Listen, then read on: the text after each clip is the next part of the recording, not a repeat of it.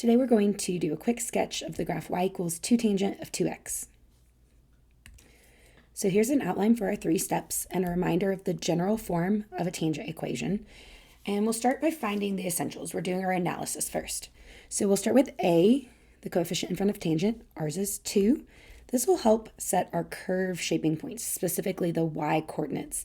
It's kind of the vertical stretch in this case, or it could be a shrink if it was less than 1 of the original graph y equals tangent x. So we'll come back to that when we create our key points in step 2. Now we'll identify b is also 2 in this case. It's just the coefficient in the parentheses in front of the x. And we use b to calculate the period or the length of one tangent cycle. So for tangent, that's always calculated with pi divided by b. Easy enough here. Our period is pi divided by 2. So once you have the period, I like to use the period to set the horizontal scale. Just take it and divide by 4. And we do that because we're going to have 4 key parts of the tangent pattern in step 2, and they'll all align nicely with your horizontal tick marks if you do it this way. So think pi over 2 dividing by 4 is the same thing as multiplying a fraction by 1/4. Okay, so that ends up being pi over 8, and that's how we'll count our horizontal tick marks. So we'll just do one cycle here today. So moving to the right from the origin, we'll have our first tick mark, 1 pi over 8. Our second horizontal tick mark is 2 pi over 8, reduces to pi over 4. Third is 3 pi over 8. And the fourth is 4 pi over 8 or pi over 2. And this one right here, your fourth horizontal tick mark to the right, your last one, that should always match your period when you set it up like this. So a great way to double check that you're on the right track. All right, so while we're here, before we move on to step 2, let's go ahead and label our vertical axis. I like to use the value of a here to decide how to do the vertical scale. Normally 1 works well, and we'll go up to 2 because a is 2. So go up to 2 and down to -2.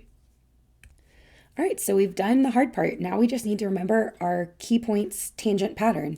And I have it listed out right here in the outline. So we'll start at the origin, and the pattern is 0, point, asymptote, point. Okay, so let's go through and actually mark these points on our grid, starting at the origin with our 0, or our x-intercept. Move to the pi over 8 horizontal tick mark, and you get the y coordinate, I mentioned this earlier, by simply looking at the value for a. So it's kind of a little bit of a stretch by a factor of 2 from an original tangent x graph. All right, this is an upper curve shaping point. All right, then we have a vertical asymptote here at pi over 4, that next horizontal tick mark. And then for that last curve shaping point right here, move to 3 pi over 8 and just take the opposite value from a. So it'll be -2 in this case. And I like to go ahead and put a little point here on so the start of the next cycle at pi over 2, your pattern would repeat. Okay, so we're going to do our sketch, step 3, easy enough here. We're just sketching in one cycle of tangent, and here it is. So if you need more cycles than this one, simply repeat the pattern. So keep working, and of course you can adjust the scale, but you can see just marking these points, we can extend and have multiple cycles here, even just one quick one here. Because a tangent graph is one of our periodic functions, it's just a repetitive graph. Okay, so once you have the pattern, you could do it as many times as you need.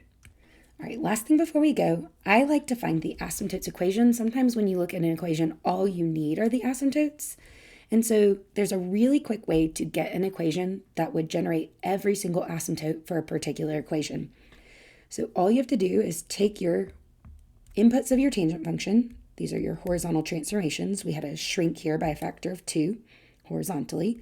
Set those equal to the parent asymptotes. So those are the asymptotes of y equals tangent x. And a way we represent that is pi over 2 plus pi k, where k is any integer. So this is our setup. All we need to do is solve for x. So it's simply dividing everything on both sides by 2. I'll show it every place. So we're left with an asymptotes equation of x equals, we know pi over 2 divided by 2 is actually going to be pi over 4 plus pi over 2k. So basically this shows the asymptotes will happen once per cycle.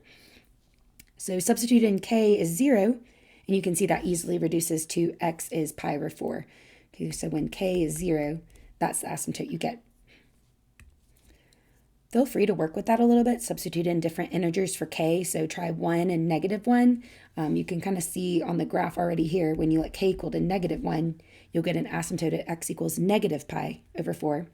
And if you plug in 1, you'll see you'll get the next one if we kept going with our graph to the right. So that would be pi over 4 plus pi over 2, which is 3 pi over 4.